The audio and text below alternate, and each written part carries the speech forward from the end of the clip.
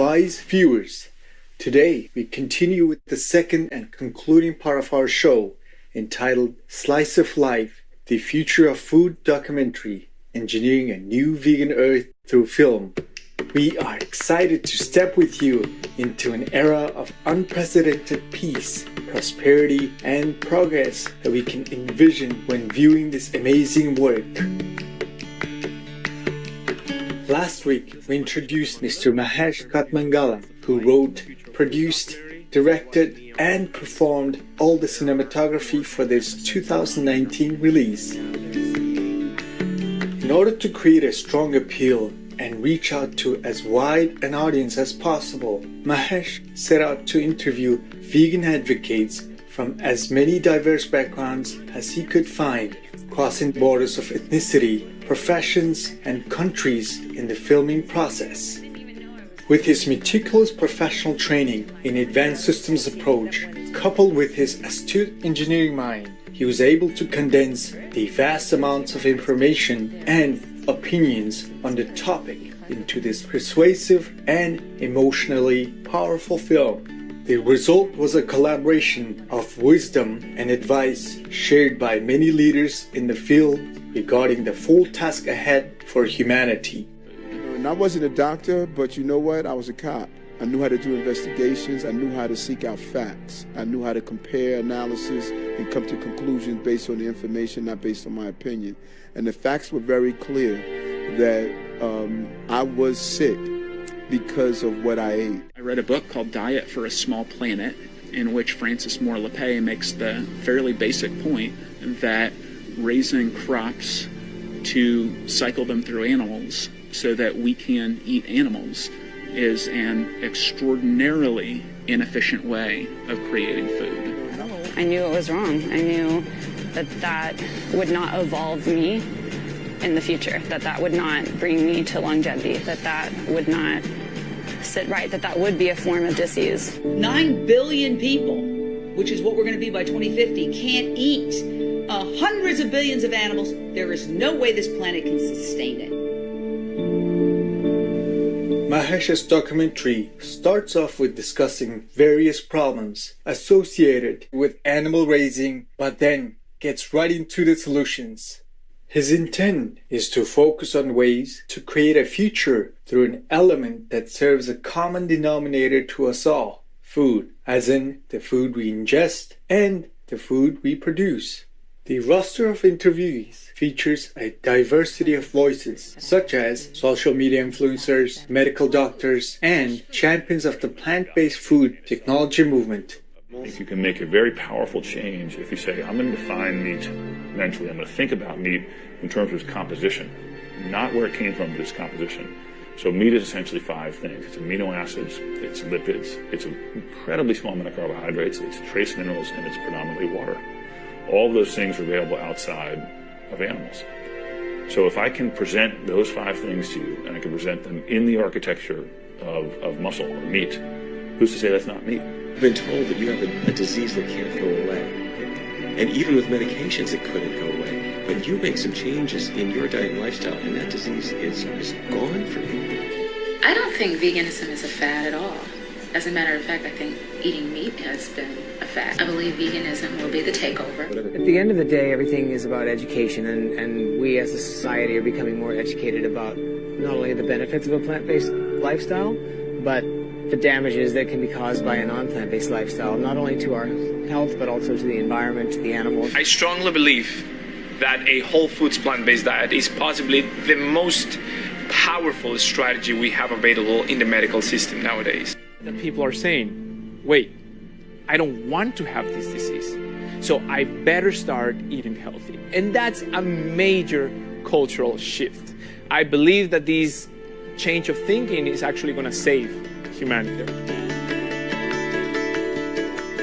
We are going to take a quick pause to send our heartfelt appreciation to these brave and dedicated people who commit to the vegan cause. We'll be right back. Please stay tuned to Supreme Master Television. Considerate and caring viewers, welcome back to our show.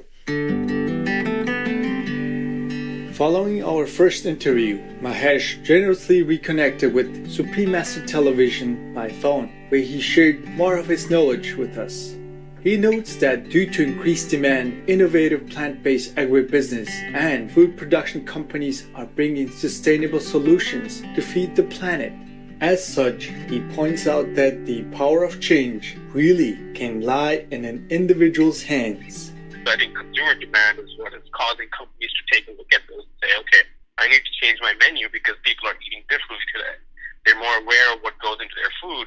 So they're asking for a change, and that's where these big companies and corporations are coming in saying, you know what, we want to at least introduce one vegan item on the menu to see how that does. And when they see the demand go up because of that one menu item, that's where the change will start making happen.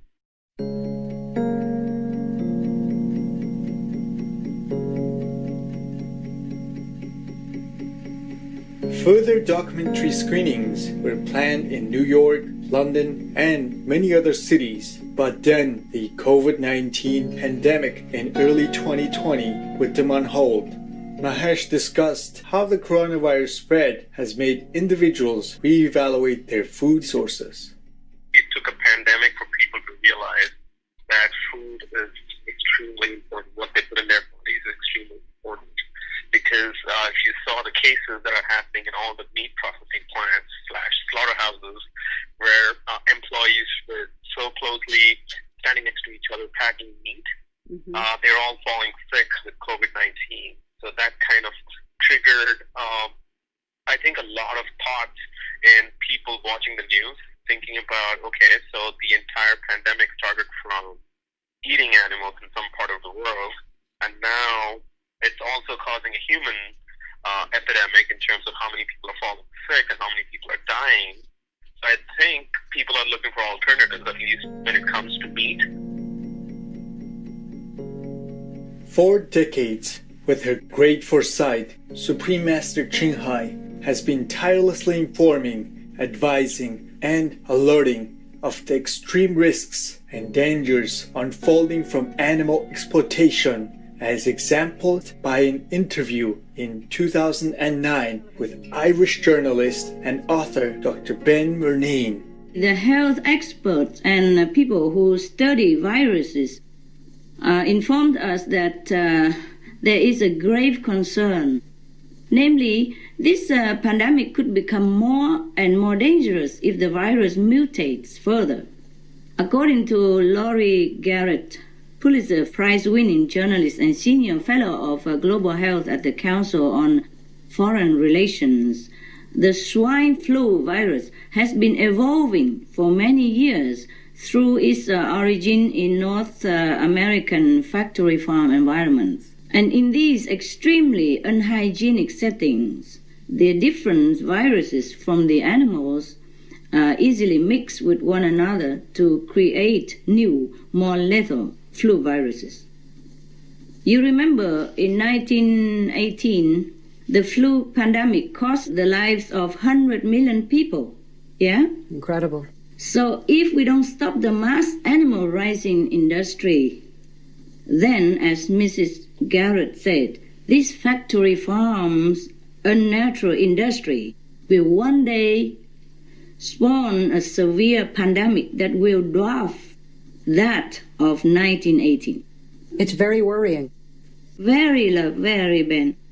You see, swine flu is just one of the many examples of how the meat production industry is threatening human health and further highlights the benefits to be gained from the organic vegan diet. I am hopeful still that people turn to vegan diet, organic vegan diet, first to save themselves, second to save the planet. And if anybody has a loving, concerned heart at all, please, is humane to the animals.